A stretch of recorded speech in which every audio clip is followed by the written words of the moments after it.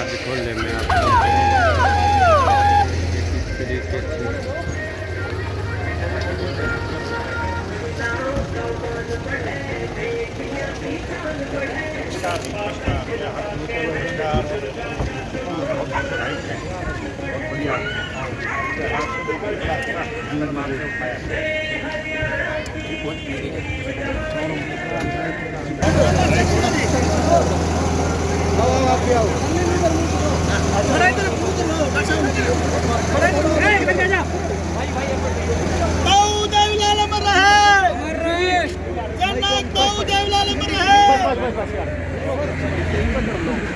करिए mic on कर दे।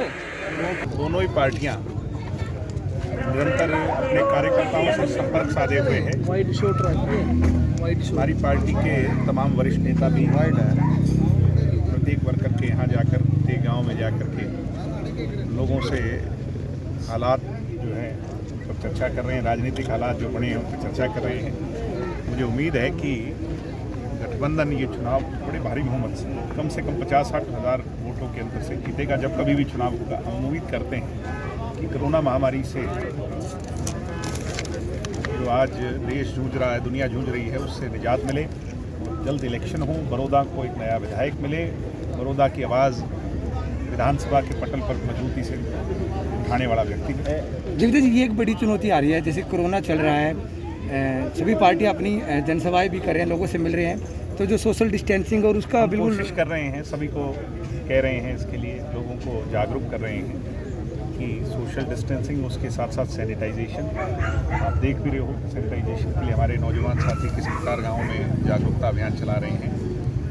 मगर उसके साथ साथ जैसे हालात हैं उस पर लोगों से चर्चा करनी भी ज़रूरी है। कोरोना के साथ साथ बैक टू नॉर्मल सी है, उसकी तरफ भी हमें आना पड़ेगा। दिग्विजय जी, एक सवाल और है, जो भूपेंद्र मलिक को बड़ौदा से 32,000 के आसपास वोट मिले थे, क्या वो गठबंधन सरकार को कन्वर्ट हो सकते हैं? आपको क्या उम्मीद है? भूपेंद्र मलिक को और जननायक जनता पार्टी को जो वोट मिले थे और भारतीय जनता पार्टी को जो वोट मिले लगभग 37-38 हज़ार के आसपास, अगर दोनों का गणित जोड़ें तो एक और एक 11 बैठता है। और ये 11 जो है ये इस बार इस विधानसभा के उपचुनाव में गठबंधन की जीत है। 1983 पीटीआई टीचर लगातार धरना प्रदर्शन कर रहे हैं कि हमें गलत निकाला गया। बड़ी स्पष्टता से कह चुके हैं, हमारी पार्टी के विधायक कह चुके हैं, दुष्यंत जी कह चुके हैं कि हम इनके पक्ष में हैं, इनको नौकरी इनकी वापस मिले, इसके लिए हमें कुछ भी क्यों ना करना पड़े, हम हर संभव प्रयास कर रहे हैं। जिस गलत तरीके से चौधरी भूपेंद्र हुड्डा जी ने इनकी भर्ती की और सुप्रीम कोर्ट तक ये मामला गया, वहाँ से ये फैसला आया, हम हर संभव प्रयास कर रहे हैं। मगर माननीय उच्चतम न्यायालय का जो फैसला होता है उसको सरकारें यूं नहीं पलट सकती, उसको कोर्ट में जाकर के ही चुनौती देनी पड़ेगी और हम उसके लिए हर संभव का प्रयास कर रहे हैं। मैं उनसे ये कहूँगा, आप ये मत मान करके चलिए कि हम आपके विरोध में, बल्कि हम तो उस पार्टी से जुड़े रहे और हमने उस लीडरशिप के अंदर काम किया जिस लीडरशिप ने हज़ारों लाखों लोगों को रोजगार दे करके जेल की यातनाएं सही।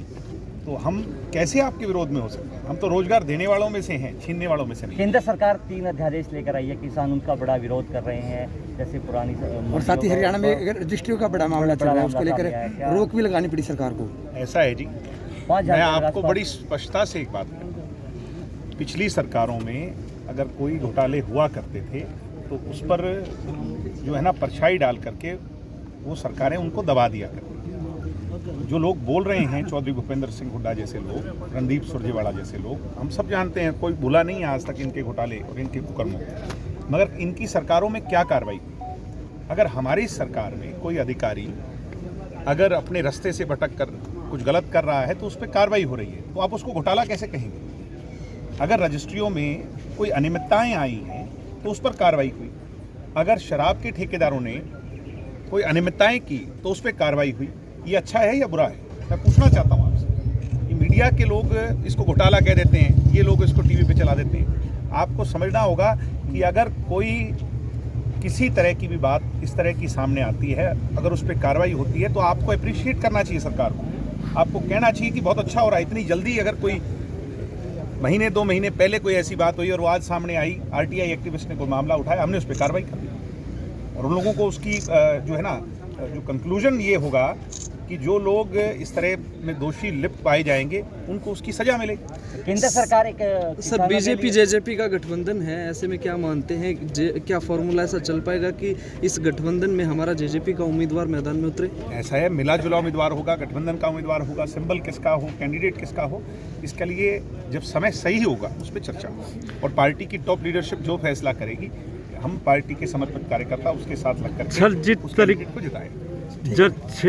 जिस तरीके से चौधरी रंजीत सिंह भी, करण चौटाला भी आज यहाँ पे तो अच्छी बात है, बड़ौदा में आए हैं, अधिकार है, देवीलाल के नाम से वोट ले रहे हैं। अधिकार सबको है, लोगों से चर्चा करने का अधिकार सबको है।